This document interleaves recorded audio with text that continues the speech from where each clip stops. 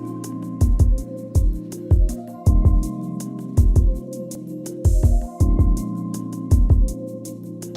right, recording. We're done. All right, action.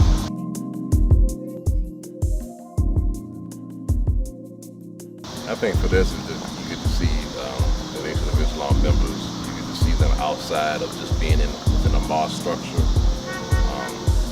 I think that's one of the most important things, or unique thing that you would get, because our story really hasn't been told, outside of us who have created the story. That's the only story that I know. Muhammad Ali, Malcolm X, others have told our story, and not that this movie is centered on the Nation of Islam, because it isn't, but no one from our side has really told our story. I think that's a unique difference.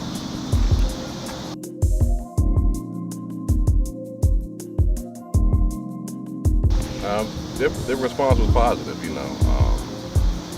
sometimes you worry about that, being that, we have, a very militant black nationalist type front, so, I don't know if that's off-putting, to people of other races, but, it's amazing to see how much Mrs. Farrakhan and the Messenger have really affected not just black culture, but culture in general. It had actors, who were Caucasian, who I didn't know they knew of the Messenger. They want to get more of the Messenger books. So that was, I never thought that from this particular actor. He just looked like somebody you see at Elwood Thompson, buying, raw honey or something, buying stevia, so I have no way of knowing that. And really, his part was separate from that particular part of the movie, more or less talking about the teaching, so to speak. So he probably had no idea of that. So it's just, you never know, what the son has touched,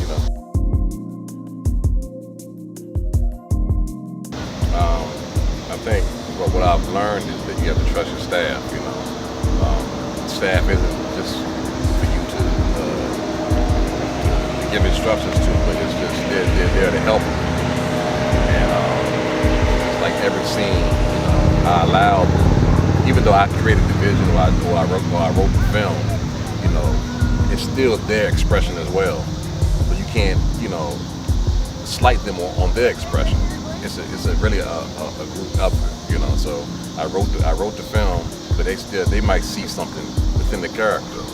So I don't deny that. If it doesn't totally throw the film off of what the film is about, I allow them to express themselves. And in most cases, not just on actor-wise, on technical things, they might, place the light here. Oh, that looks good. If it looks good and it works, man, I roll with it. But I think what I've learned is that you have to listen to your staff.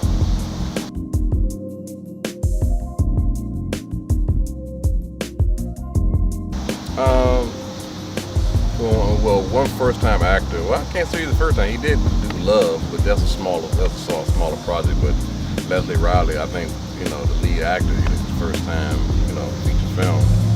But what I was really impressed is that, he really took the role serious, So really, probably next to Natalie Sivan, he was probably the best one that was best prepared for most of their scenes. I mean, he came there and he had it memorized, So he really put himself into the project. So, that was one first-time actor who he really impressed me doing the whole shooting of it, because he really took it serious.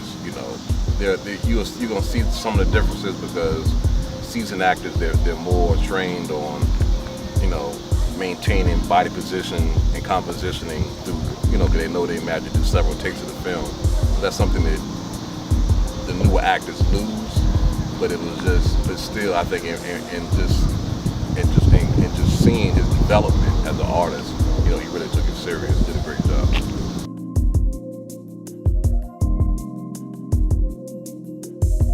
I think it's always beautiful to give people an outlet to express themselves. So it was wonderful to see, all the actors,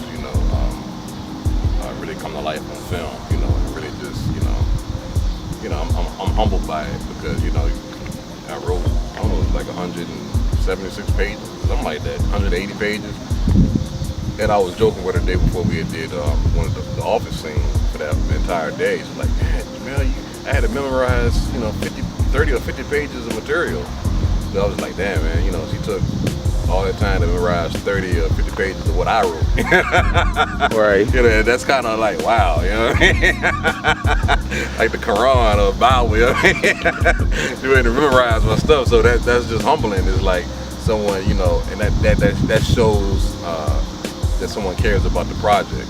Now, they care about themselves well, but they also care about the project. So that's someone that you would like to work with again. So it was great. Okay. Well, thank you. Assalamu alaikum. Man, I lost my job. Get out of here, man. Get the fuck out of here, man. Get out of here. Get up off me. Wife tripping. Your mama was right about you. You cheap just like your granddaddy. Why I married your ass. You don't know why you married me. The hell? I'm just saying, you cheap. Well, I mean, why would you even say that, though? He is not my boo. We work together. I'm just helping him out. Girl, please. I see when he looks at you. This fine ass. Shit. We work together, and if you don't help Maxine. What? You trying to tell me that you don't think Greg is fine? I mean, he's attractive. My mistress pregnant. The first time I saw your photo on her desk, I thought I was gonna break down and cry. Yeah. I think I'm always gonna be in love with you. I miss you. I miss you too. Man, I feel like everything is filled. Look, I'm on the way up to the mosque right now. Let's meet up at the service. And we can take care of that. Word. That's cool. I'll be there in like 20 minutes. Islam comes after everything else fails.